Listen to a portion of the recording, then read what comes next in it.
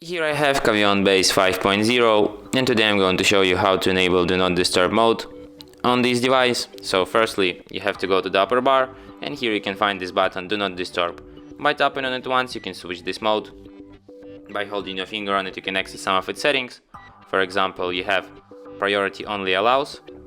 Here you can add exceptions for this mode. For example, it could be reminders, events, messages, for example, from anyone, from contacts only, from shared contacts only, or from nobody. The same goes to calls. And there's also an option Repeat Callers. If the same person calls a second time within 15-minute period, allow it. You can also block visual disturbance here.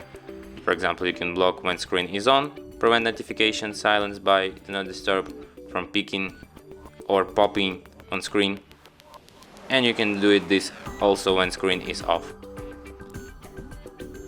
And there's also automatic rules, which is basically just the schedule for this mode, just the time period when the Do Not Disturb mode automatically turns on and then turns off.